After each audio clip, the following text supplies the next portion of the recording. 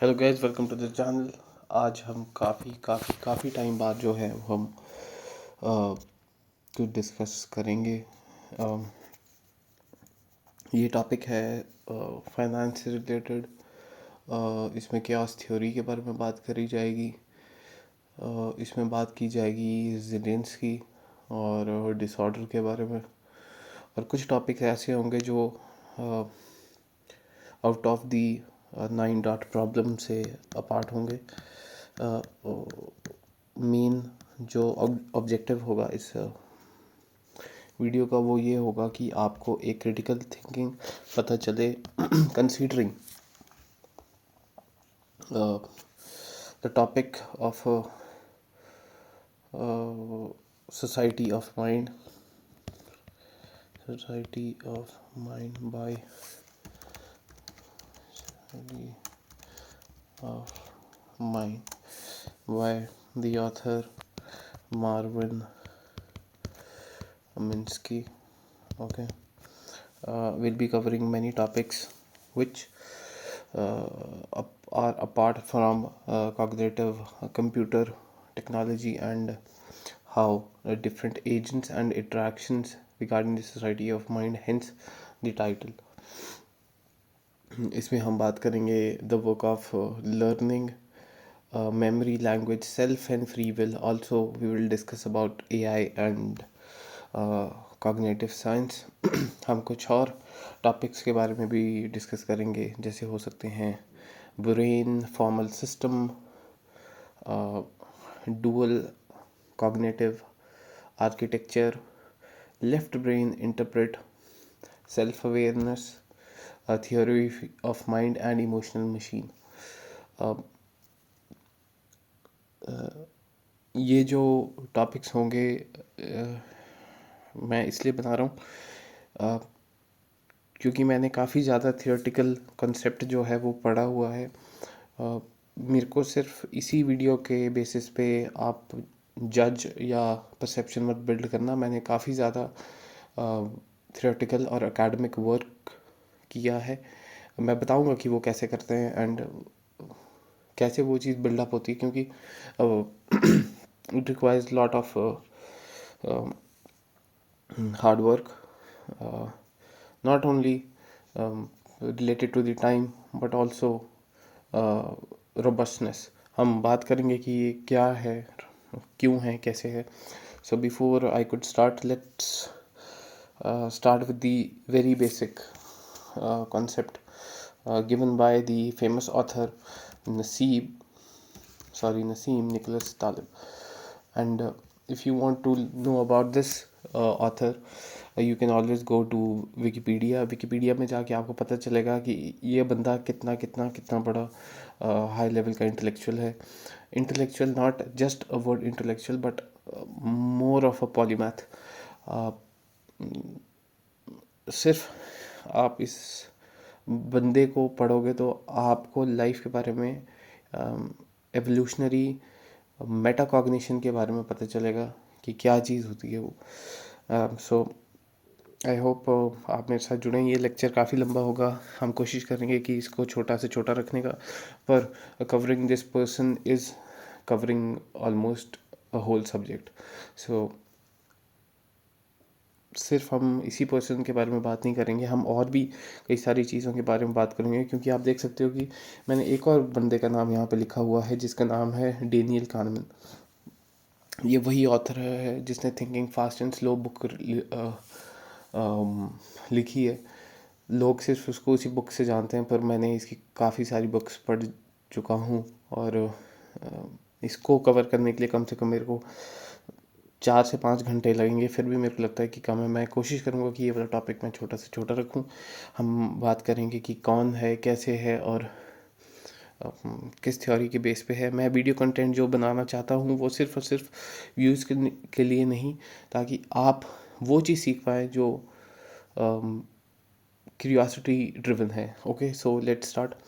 Naseem Nicholas Taleb. Now who is this person? ये एक Lebanese American है. मैथमेटिक्स में सब्जेक्ट रह चुका है. रिस्क एनालिसिस करता है और इसका जो मेन कंसर्न है वो ये पढ़ाई इन्होंने की है रैंडमनेस में, प्रोबेबिलिटी, कम्प्लेक्सिटी एंड अनसर्टनिटी। अब ये जो चीज़ें हैं ये इंडिया में नहीं है, कोई भी सब्जेक्ट ना किसी यूनिवर्सिटी में पढ़ाते हैं। तो ये क्या चीज़ है, क्यों है? ये वही चीज़ है जो एक बंदा गलतियाँ खा के सीखता है। रैंडमनेस, आपने कोई चीज़ की, आपको वो चीज़ नहीं मिली और आपने बोले कि ये तो रैंडम इवेंट है, ये तो गॉड विल है, ये एक्शन ऑफ गॉड है, ठीक है, तो ये तो हो गया, ये तो पता नहीं कैसे हो गया। तो ये वही चीज़ पढ़ने की कोशिश करता है कि क्या है रैंडमनेस, रैंडमनेस मतलब क्या, ठीक है। तो इसमें लक भी आ जाता है, इसमें आपका कहीं ना कहीं फेथ वाला कंसेप्ट भी आ जाता है, कहीं ना कहीं आप इसमें इसको रिलेट कर सकते हो अदर कॉन्सेप्ट से रिलेटेड टू एक्सीडेंट्स और stocks, up and down. In fact ये जो बंदा है इसका career he was an optional trader if I am not wrong. तो इसका काम ही यही है, प्रिडिक्टेबिलिटी एंड प्रोबेबिलिटी स्टडी करना, एंड कम्प्लेक्सिटी को स्टडी करना, एंड अनसर्टनिटी को स्टडी करना। तो अगर आप ऐसे सब्जेक्ट पढ़ रहे हो तो डेफिनेटली आपका जो रेजिलियंस है और आपका कॉग्निटिव लोड लेने की कैपेसिटी है वो बहुत बहुत ज़्यादा हाई होती है। तो इनकी बुक्स हैं जिसका नाम है Incerto, if I am not wrong. तो स्पेलिंग नहीं याद आ रही, उसकी है शायद इंसर्टो, INCER, इंसर्टो, ठीक है। इंसर्टो इनकी एक 5 वॉल्यूम बुक है जो इन्होंने लिखी थी around the time of 200s to 218 और 19 तक। ये 5 बुक्स हैं, काफ़ी हैवी वॉल्यूम है। और मैंने इनमें से 3 पढ़ी हैं, 4 पढ़ी हैं आई गेस। अब एक एक मेरे पास पढ़ी है, वो मैंने कॉलेज के टाइम में ख़रीदी थी पर मैं पढ़ नहीं पाया। तो उसका नाम है ब्लैक स्वॉन, ठीक है। ये बाकी बुक्स का नाम है anti fragility, fooled by randomness and एक और है, लेट्स, वो आप विकिपीडिया कर सकते हो। तो हम इनके बारे में करेंगे कि इन्होंने क्या कहाँ कहाँ पढ़ाया। न्यूयॉर्क यूनिवर्सिटी में ये प्रोफेसर रह चुके हैं इन रिस्क इंजीनियरिंग। एंड इन्होंने एक और जगह पढ़ाया हुआ है जिसका नाम है यूनिवर्सिटी ऑफ मैसाचुसेट्स। और इन्होंने जो अपनी ग्रेजुएशन की है वो करी है यूनिवर्सिटी ऑफ पेरिस से, BS, and BA is bachelor of science, and MS masters भी इन्होंने वहीं से की है। उसके बाद यूनिवर्सिटी ऑफ पेंसिल्वेनिया से इन्होंने MBA की है। और इन्होंने फिर PhD की है आपकी पेरिस से ही अगेन। ये एक एक यूरोपियन यूनिवर्सिटी है। तो काफ़ी ज़्यादा टाइम, ऑलमोस्ट लाइक अगर आप इंडियन कॉन्टेक्स्ट में बात करो तो जो एक इंडियन कोर्स होता है वो यूजुअली 4 साल की बैचलर्स होगी, 2 साल की मास्टर्स होगी, पोस्ट ग्रेड आपने करनी है तो कम से कम नहीं तो 4 साल लग जाएंगे। उसके बाद पोस्ट PhD करनी है तो उसमें आपके 4 साल लग जाएंगे। सो ऑलमोस्ट नहीं तो आप 12-13 साल आप पढ़ाई पे दे देते हो। वेरास बाहर आपके पास फ्लेक्सिबिलिटी है, यहाँ पे आप सिर्फ और सिर्फ एक ही सब्जेक्ट पढ़ोगे। वहाँ पे अगर आपको मन कर रहा है कि मेरे को फाइनेंस पढ़ना है तो आप फाइनेंस में कभी भी है वो स्विच कर सकते हो। सो डेफिनेटली उनके पास एक वहाँ पे एडवांटेज है। तो हम डेफिनेटली न्यू एजुकेशन पॉलिसी जो अभी मोदी गवर्नमेंट ने इंट्रोड्यूस रिवायर और रीशेप करने की कोशिश की है तो उसमें ये चीज़ काफ़ी हेल्प आउट करेगी। इनकी 2007 में बुक आई थी द ब्लैक स्वॉन। तब इतनी फेमस नहीं थी, मतलब मेरे को नहीं पता था। तो मैंने ये फर्स्ट ईयर में ख़रीद ली थी पर मैं इसको पढ़ नहीं पाया था। पर मैं इसको अभी भी पढ़ता हूँ, कुछ 5-10 पेजेस हफ्ते में हो जाते हैं। मतलब काफ़ी मुश्किल है क्योंकि काफ़ी हैवी डेंसली पैक्ड बुक है, सेम एज रॉबर्ट सपॉल्स की बुक जिसका नाम है बिहेव। 2000 7 और 2008 में एक फाइनेंशियल क्राइसिस आया था, जिसको ग्लोबल फाइनेंशियल क्राइसिस भी बोला जाता है वर्ल्ड वाइड, ठीक है। और इसने काफ़ी ज़्यादा स्टॉक मार्केट को हिला के रख दिया था। बड़ी बड़ी कंपनी में क्योस आया था और काफ़ी ज़्यादा फेमस है वाली चीज़। वेराज इंडिया में उस टाइम क्या हो रहा था, 2008 India market crash, stock market crash हुआ था इंडिया का भी उसी टाइम। तो बॉम्बे स्टॉक एक्सचेंज और नेशनल स्टॉक एक्सचेंज में काफ़ी ड्रॉप आपने देखा था। एक और क्रैश हुआ था 1865 में, और एक और क्रैश हुआ था 1982 में। एक 1991 में भी हुआ था, जो इकोनॉमिक लिबरेशन इन इंडिया, जो एक काफ़ी आपने सुना होगा हर्षद मेहता, जिसके ऊपर मूवीज़ भी बनी। आई डोंट नो क्यों इतना ज़्यादा ग्लोरीफाई करते हैं इन सब चीज़ों को मूवी के फॉर्म में, whereas nobody knows about Nicholas Taleb. Okay, तो इनकी फील्ड जो है वो यही चीज़ को प्रिडिक्ट करने में होती है। ह्यूमन माइंड जो है कंटिन्यूसली, अब अगर आप स्मार्ट होगे और आप ज़्यादा इंटेलिजेंट होगे तो आप कंटिन्यूसली जो है वो फ्यूचर आउटकम्स के बारे में सोचोगे कि मेरे साथ ये ना हो जाए, वो ना हो जाए, मेरे साथ एक्सीडेंट ना हो जाए, कोई मेरे पीछे ना पड़ जाए, मेरे को कोई परेशान ना कर दे, या मेरी कोई जिगरी चीज़ ना मेरे से दूर हो जाए। वेराज इस बंदे का काम ही यही है, ये पढ़ता ही है। तो सोचो कितनी ज़्यादा एंग्जाइटी होगी इस बंदे को। और एट अभी तो ये 64 एज के हैं, पर इन्होंने अपने करियर का काफ़ी सारा टाइम, ऑलमोस्ट 20 to 25 ईयर्स जो है, इस इन सब्जेक्ट्स को स्टडी करने में दिया, जो फोकस करता है decision theory, risk and probability. तो इनके बारे में हम थोड़ा सा और जानेंगे, ताकि मैं आपको समझा पाऊँ कि क्यों ये बंदा इतना ज़्यादा इम्पोर्टेंट है। अब ये बॉर्न हुए थे लेबनान में। लेबनान की अगर आपको कैपिटल पता है तो आप नीचे लिख के बताओ। और इन्होंने स्टडी की है एंथ्रोपोलॉजी भी। इनके पेरेंट्स एंथ्रोपोलॉजी पढ़ बैठे हैं, और काफ़ी ज़्यादा ग्रीक ऑर्थोडॉक्स क्रिश्चियन हैं। तो डेफिनेटली क्वेश्चनिंग तो ज़रूर करते होंगे, क्योंकि एवरीबडी वांट्स टू क्वेश्चन, क्योंकि ग्रीक की स्टार्टिंग ही क्वेश्चनिंग से हुई थी। हर एक बंदा सिर्फ चर्च को क्वेश्चन करना चाहता था। तो डेफिनेटली उस क्यूरियोसिटी को फॉलो करते करते नसीम ने भी अपनी इसी क्यूरियोसिटी के पाथ को चूज़ किया, और डेफिनेटली वो एस्केप किया उस जगह से। इसके जो grand father, maternal grand father थे, एंड वो डिप्टी प्राइम मिनिस्टर थे अपने 1940s के। तो काफ़ी इकोनॉमिकली फाइनेंशियली स्टेबल पेरेंट्स थे, तो जिसकी वजह से पढ़ पाया, ठीक है। और जैसे मैंने बताया इन्होंने क्या क्या किया है। तो करियर इन्होंने स्टार्ट किया था as a hedge fund manager at UBS। फिर इन्होंने बैंक ट्रस्ट में काम किया, डॉइच बैंक। एंड धीरे धीरे बैंकिंग को परस्यू करते करते 2007 में वॉल स्ट्रीट जर्नल में इनका आर्टिकल छपा, जो अगर आप कंटिन्यूसली अगर आप कुछ ऐसा कंटेंट आप पढ़ते हैं, फॉर एग्जांपल गार्डियन अगर आपने कभी पढ़ी होगी, या फिर आपका एक और है मार्जिनल रेवोल्यूशन करके, एक और बहुत अच्छा जर्नल आता है। अगर आप इन सब चीज़ों को डेली पढ़ोगे तो आपको पता चलेगा कि आप कहाँ स्टैंड आउट करते हो। और whereas if I talk about Wall Street Journal, ये सिर्फ और सिर्फ उन्हीं लोगों को टॉप आर्टिकल्स पब्लिश करता है जिनका काफ़ी ज़्यादा स्ट्रॉन्ग फाइनेंशियल एवं एकेडमिक बैकग्राउंड होता है। तो Taleb consider himself less a businessman than N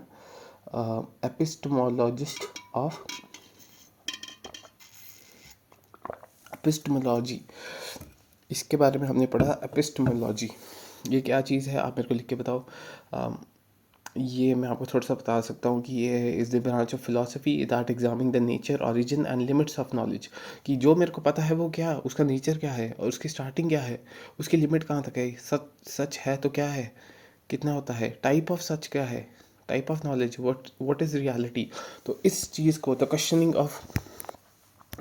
of question and questioning of knowledge, the questioning of knowledge is called as epistemology. Epistemology, ठीक है। तो ये अपने आप को बिजनेसमैन नहीं बोलते, क्योंकि अब जो हमें पता चला कि इनके जो ग्रैंडफादर्स मदर वाली साइड के थे वो डिप्टी प्राइम मिनिस्टर थे, तो कोई ना कोई बिजनेस होगा डेफिनेटली। इंडिया में भी होता है, कोई ना कोई पॉलिटिशियन है, उसका कोई कमर्शियल स्पेस होगा, या फिर कोई ना कोई उसकी होटल्स होते हैं, या कोई ना कोई वो बिजनेस रन कर रहा होता है, वेदर रिलेटेड टू कंस्ट्रक्शन और समथिंग लाइक दैट। तो इनके भी काफ़ी स्ट्रॉन्ग पेरेंट्स हैं पीछे से, एंड तब ये पढ़ पाए। तो पर ये अपने आप को बिजनेसमैन कंसीडर नहीं करते, ये अपने आप को एक रैंडमनेस को जानने का एक क्यूरियस बंदा अपने आप को कंसीडर करते हैं। ही advocated for the trial risk hedging world economic forum, जो डावोस में होती है। अब डावोस कहाँ है ये आपको नीचे लिख के बताना है। इन्होंने अटेंड की थी 2009 में। अब डावोस एक काफ़ी अच्छी जगह है, और अभी कहाँ पे कौन सी जगह पे है ये आप मेरे को लिख के बताओगे। मैं बता सकता हूँ कि एस नाम की कोई जगह है, वहाँ पे है। और बस ये हिंट ही बहुत है। अब नेक्स्ट इन्होंने अकेडमी की है। इनकी सबसे पहली जो फर्स्ट नॉन फिक्शन बुक आई थी, जिसका नाम है फूल्ड बाय रैंडमनेस, वो काफ़ी ज़्यादा पब्लिश हुई थी, जो लॉन्च हुई थी 2001 में, and was selected for Fortune as one of the smartest 75 books of knowing, ठीक है। फिर एक और इनकी नॉन टेक्निकल बुक आई थी, इसका नाम है ब्लैक स्वॉन। 2001 में काफ़ी सारी चीज़ें जो थी हो रही थी इंडिया में, आप बताओ वो क्या था। और 2007 में एक और बहुत बड़ी चीज़ हुई थी इंडिया में, वो बताओ आप क्या था। जब 2001 में जब वहाँ पे फूल्ड बाय रैंडमनेस जैसी चीज़ें हो रही थी, तो इंडिया में क्या क्या चीज़ें हो रही थी, ठीक है। ये चीज़ें जो है आपको हेल्प आउट करेगी चीज़ें बेटर अंडरस्टैंडिंग करने में, क्योंकि neuron start to fire together wire together, ठीक है। तो ये वाली कोट जो है किसने दी थी, ये भी आप मेरे को लिख के बताओ, ठीक है। तो 2007 में ये जो था स्टार्ट हुआ था।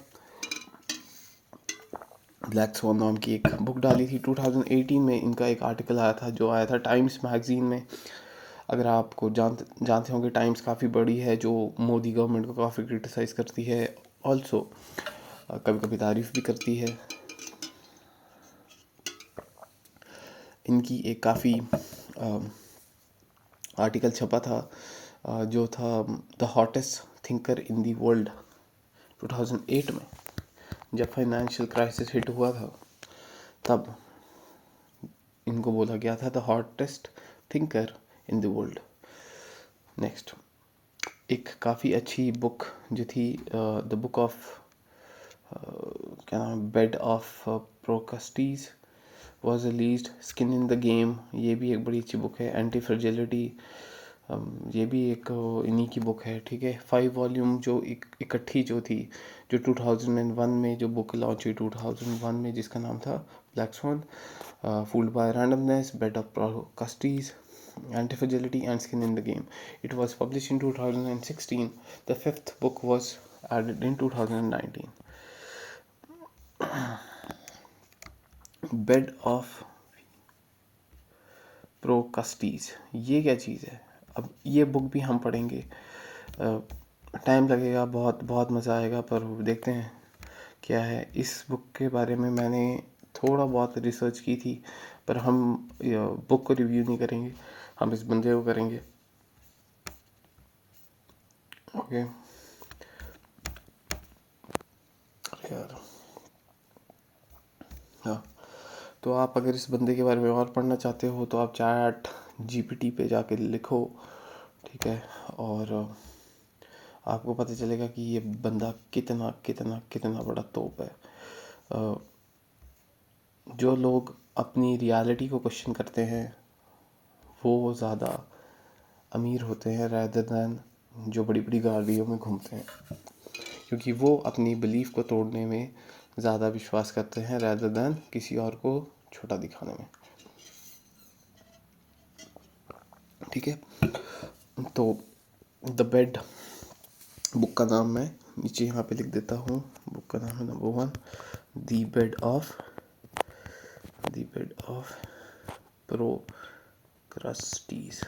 ओके, ये इनकी मेरे ख्याल से सबसे पहली बुक थी शायद, नहीं 2010 में लॉन्च हुई थी, after the financial crisis of 2008। ठीक है।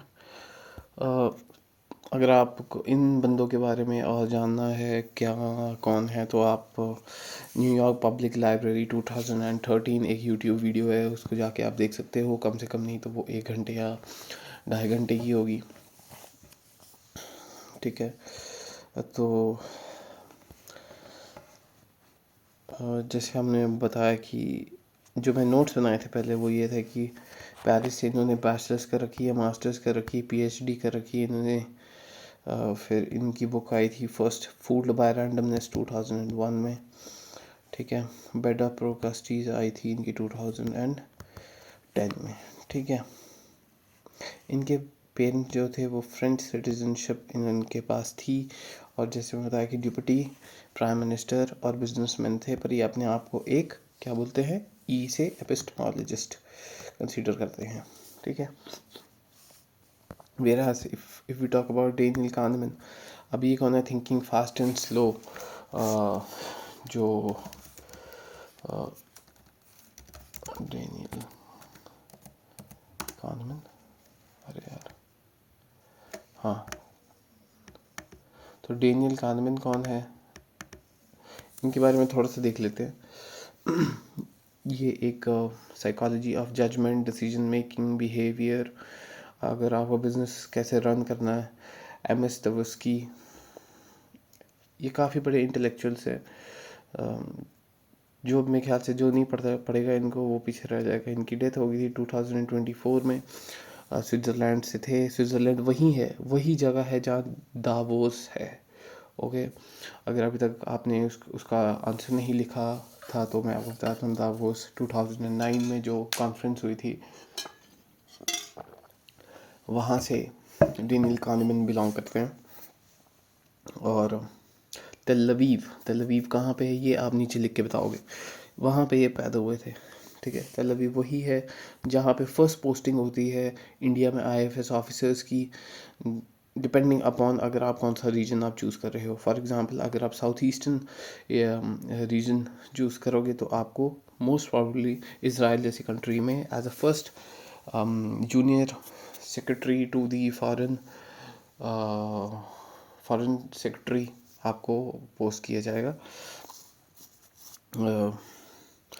तो आप फिर धीरे धीरे फर्स्ट सेक्रेटरी बनते हो, second secretary to the foreign secretary बनते हो, फिर थर्ड सेक्रेटरी बनते हो। ठीक है। फिर आपकी कंटिन्यूस पोस्टिंग होती है। तो ये मेरे दिमाग में बात आई तो मैंने शेयर कर दी। कानमैन जो है अब ये एक काफ़ी बड़े इंटेलेक्चुअल हैं, एंड आप इनकी जजमेंट एंड डिसीजन मेकिंग के ऊपर बुक पढ़ सकते हैं। और 1934 में पैदा हुए थे, तो आप देख सकते हो कितने ज़्यादा बूढ़े होंगे। वेराज इतने बूढ़े भी नहीं थे, 90 की ईयर में जो थे ये वो डेथ हुई थी इनकी।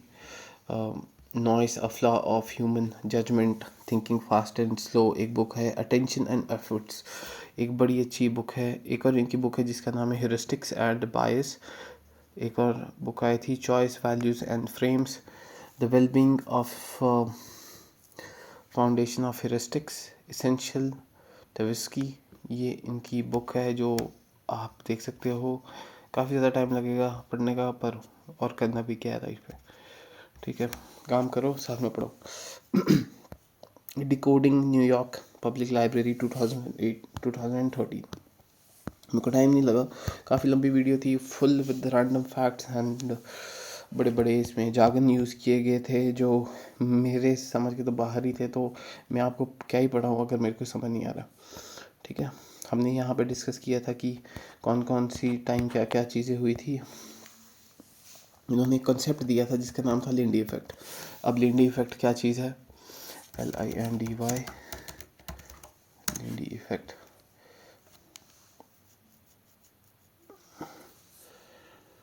लिंडी इफेक्ट एक ऐसा कॉन्सेप्ट के बारे में है जो बताता है कि अगर which states that future life expectancy of non-perishable things like technology or an idea is proportional to the current age. Thus, the Lindy effects summer has a हाँ, तो इसमें यह है कि अगर कोई चीज़ एग्जिस्ट करती है ना अभी, और उसने काफ़ी ज़्यादा स्ट्रेसर्स लिए हैं और उसने काफ़ी कुछ एग्जिस्ट और सहा है, एंड उसने काफ़ी कुछ चीज़ें सह रखी हैं, टॉर्चर हुआ है या एब्जॉर्ब किया है या कोई भी टफ सिचुएशन से निकला है, तो it is more likely to be continue और go forward. ठीक है, whereas Lindy effect is not only related to the idea or technology but also related to the thought.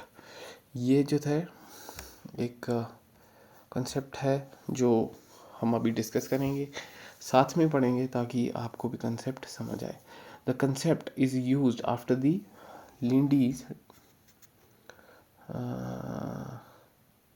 एक रेस्टोरेंट भी है एक लिंडी नाम का न्यूयॉर्क में, वहाँ पे ये जो चीज़ है वो बताई गई है, उसी के ऊपर नाम है.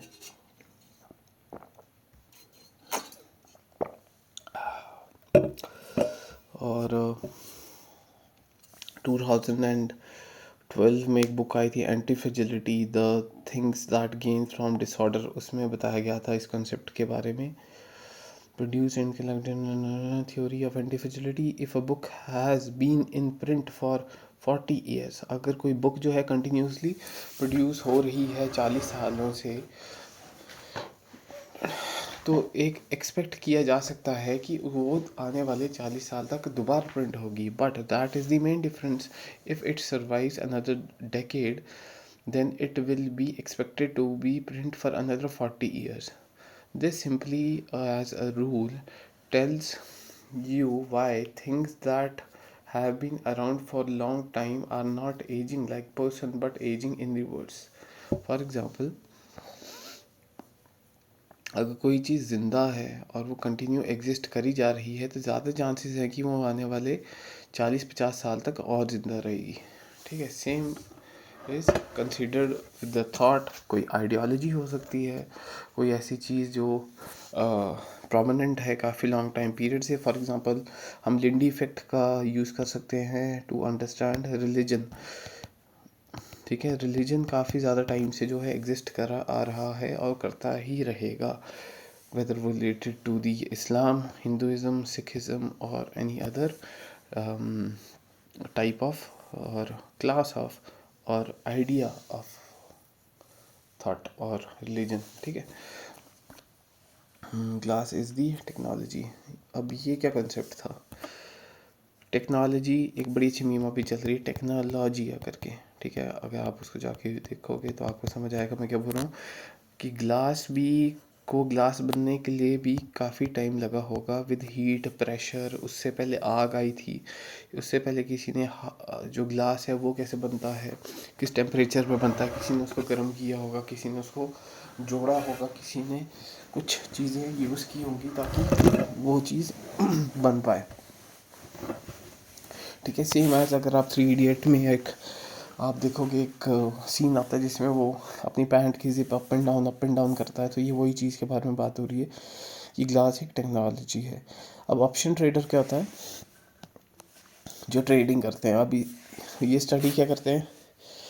अनप्रडिक्टेबिलिटी, फ्यूचर प्रेडिक्शन की क्या होगा, फ्यूचर में कैसे होगा. ठीक है, तो ये है. अगर इनसे पूछा था तो इन्होंने बताया था वॉटिलिटी और अल्कोहल के दम के ऊपर हम जो हैं वो ज़िंदा रहते हैं. वॉटिलिटी क्या होता है? मैं पढ़ा था, मैं भूल गया यार. वॉटिलिटी, हाँ, ये है liability to change rapidly and unpredictably especially for the worse. ठीक है, जैसे वॉटिलिटी फाइनेंस की टर्म है. वॉटिलिटी दोबारा पढ़ लेते हैं. statistical measurement of return for given security of market. Volatility study करना भी भाई बहुत मुश्किल चीज़ है.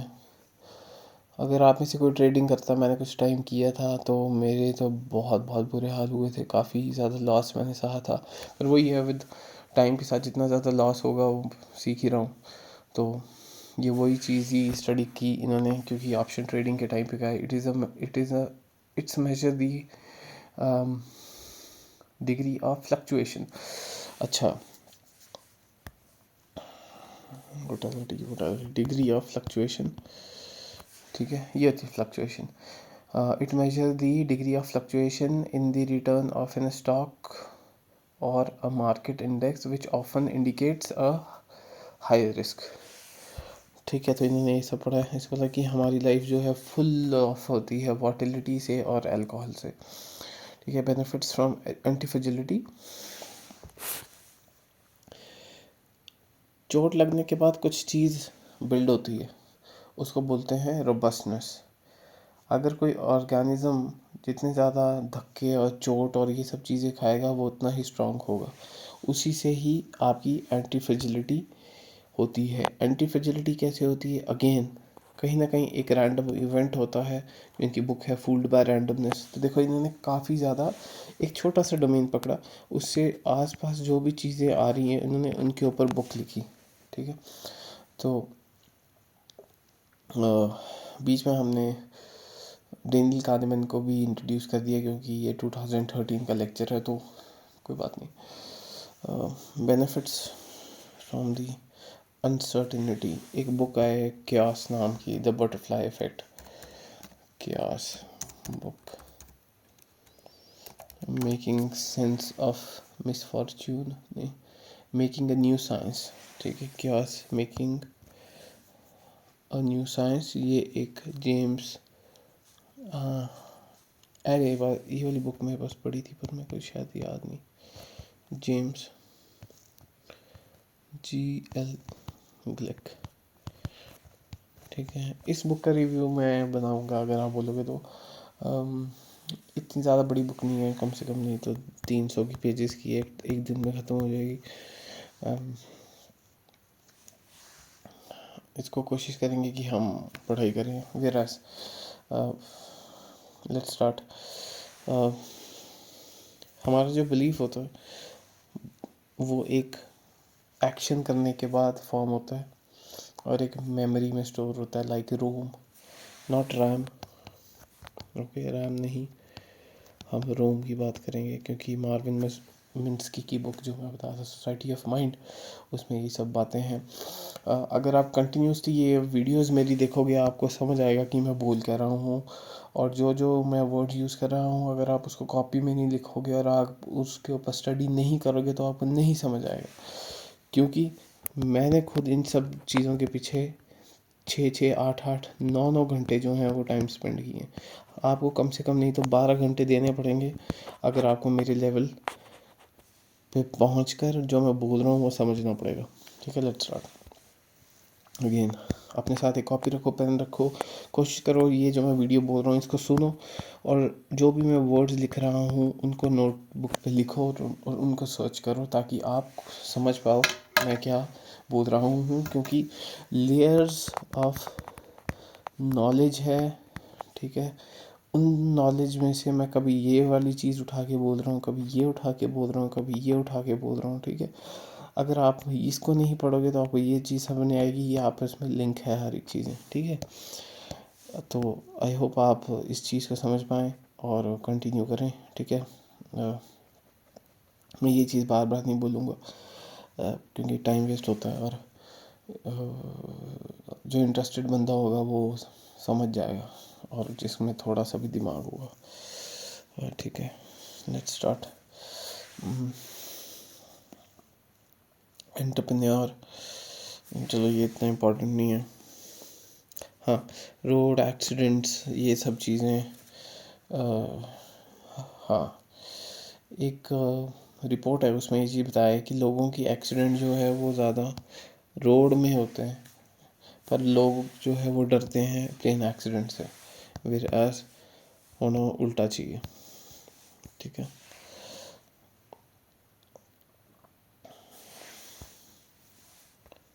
स्टॉक मार्केट जैसे हमने बताया कि ऑप्शन ट्रेडिंग जो है ये काफ़ी बड़ा कंसेप्ट है। इसको पढ़ने के लिए काफ़ी टाइम लगेगा। मेरे काफ़ी नोन दोस्त हैं जो ये सब चीज़ें कर रहे हैं, पर वही है, काफ़ी ज़्यादा रिस्की चीज़ है, तो कईयों ने छोड़ दिया, कईयों से नहीं हुआ। पर वो कहीं भी छोड़ेंगे, कहीं और जाएंगे, वहाँ पे भी तो रिस्क है ही है। तो why not to pursue and go. तो स्टार्टअप भी एक वही चीज़ है, बिजनेस भी वही चीज़ है। कब कुछ भी अनप्रडिक्टेबल चीज़ कभी भी हो सकती है। वोटैलिटी, स्टेट ऑफ बीइंग स्ट्रॉन्ग, ठीक है, ये हमने ऊपर भी पढ़ा था, अभी भी पढ़ेंगे। Volatility and disorder, original mortality disorder otherwise and dies. Organism communicates with the environment via stressors. जैसे आप कंटिन्यूसली साइकिल चलाओगे तो देखोगे कि आपकी थाई मसल स्ट्रांग हो रही है, आपका फैट बर्न हो रहा है, आप वो स्ट्रांग हो रहे हो, आपको दर्दें हो रही हैं पर रात को, पर कहीं ना कहीं वो आप स्ट्रांग बन रहे हो, तो उसकी वजह से आपको एक लिंडी इफ़ेक्ट में जा रहे हो और आप इन्वायरमेंट से कंटैक्ट करते हो वाया स्ट्रेसेस, ठीक है। एग्जांपल वेट लिफ्टिंग, आप वेट लिफ्टिंग करोगे, मसल टूटेगी और आप स्ट्रांग बनोगे, फिर आप मसल तोड़ोगे, फिर स्ट्रांग बनोगे, मसल तोड़ोगे, सेम स्ट्रांग बनोगे, ठीक है। तो सेम बिलीफ के साथ भी ऐसे ही होता है। जितना आप कंटिन्यूसली धक्के खाओगे, अपना बिलीफ तोड़ोगे, बिलीफ तोड़ने से बहुत ज़्यादा साइकोलॉजिकल पेन होती है, ठीक है। साइकोलॉजिकल पेन लोगों को समझ नहीं आती, इसलिए वो सारा गुस्सा अपने पेरेंट्स पे निकालते हैं, सोसाइटी पे निकालते हैं, बच्चों पे निकालते हैं, आसपास के लोगों पे निकालेंगे। क्योंकि साइकोलॉजिकल पेन आपका वही स्ट्रेस रिस्पॉन्स एक्टिवेट करती है जो आपका पीएफसी में होता है, ठीक है। सेम आपका वही कॉन्सेप्ट एमिगडाला के साथ कनेक्टेड होगा। वही एमिगडाला आपको और इमोशनल करेगा, ठीक है। अब ये चीज़ काफ़ी ज़्यादा कॉम्प्लेक्स है, इसको समझने के लिए मैं आपको बुक रिकमेंड करूँगा, इमोशनल ब्रेन के बारे में पढ़ सकते हो। एक और बुक है by the author, introduction to the neuroscience, आप जाके पढ़ सकते हो। ये काफ़ी अच्छा एक यूट्यूबर है, मैं नाम भूल रहा हूँ उसका नाम समथिंग लाइक सिद्धार्थ, हाँ, डॉक्टर सिड वॉरियर, उसकी काफ़ी अच्छी वीडियोस हैं, वो देख सकते हो। मैंने उसके कोर्सेज भी लिए थे कुछ कॉलेज के टाइम, पर वो ऊपर ऊपर की बातें करते हैं। पर आपको वही है, अगेन मैं आपको ये बोलूँगा, अगर आपको really want to understand what neuroscience is, आपको बुक उठानी ही पड़ेगी। सेम गोज विद साइकेट्री की बुक समझना बहुत ज़्यादा मुश्किल है, क्योंकि उसमें कई ऐसी टर्म्स लिखी होती हैं जो आपने कभी सुनी नहीं होती, उनको अगेन आपको अंडरलाइन करके सर्च करना पड़ेगा, काफ़ी लंबा टाइम है। एक और बुक है introduction to psychiatry, Indian Medical Association की तरफ है, कोई कम से कम नहीं तो 800 पेजेस की बुक है, उसको कंप्लीट करने में 1 महीना लग जाएगा, फर्स्ट रीडिंग में प्राइमिंग करने के लिए ही, ठीक है। प्राइम करोगे, नेक्स्ट रीडिंग में आपने जो अंडरलाइन की होगी चीज़, अब अंडरलाइनिंग क्या होती है, कैसी होती है, वो स्किल डेवलप तभी होगी अगर आप कम से कम नहीं तो 400 to 500 बुक्स आप पढ़ते हो, ठीक है। 400 to 500 बुक्स पढ़ोगे एक साल में, ठीक है। यस, ये टारगेट होना चाहिए एक साल में, क्योंकि अगर आपकी एक दिन में ये बुक कंप्लीट नहीं हो रही तो आप नहीं कर पाओगे, ठीक है। आँखों में चश्मा तभी लगेगा आपके जब आपने कम से कम नहीं तो 650 850 किताबें पढ़ रखी होंगी 3 सालों के अंदर, ठीक है। क्योंकि एक स्किल है रीडिंग भी, वो मैं टाइम के साथ आपको बताऊंगा, how to read a book. सिर्फ और सिर्फ खाली यूट्यूब में वीडियो देख के अगर आप सोचो कि आप कुछ सीख रहे हो तो कुछ नहीं हो रहा, आपका टाइम वेस्ट हो रहा है, सीधी सी बात है, टाइम वेस्ट हो रहा है। आप इससे अच्छा मास्टरबेट कर लो, आपको कम से कम सेटिस्फैक्शन तो मिलेगी, ठीक है। आपकी बॉडी में क्या बोलते हैं उसको, सेरोटोनिन शायद नहीं, डोपामिन शायद, ऐसे कुछ कंपाउंड रिलीज होगा, कम से कम आपको 15-10 मिनट अच्छा लगेगा, ठीक है। यूट्यूब में वीडियो देखने के बाद ऐसा है कि जैसे एक बच्चे को गाड़ी से बाहर टंगाया हुआ है और वो आसपास की चीज़ें देख रहा है, ये हो गया पेड़, वो हो गया कुत्ता, वो हो गई गाड़ी, ठीक है। तो यही है, ठीक है। तो कुछ बुक्स के नाम है जो मैं दोबारा यहाँ पे लूँगा, skin in the game, the hidden asymmetries in daily life, hidden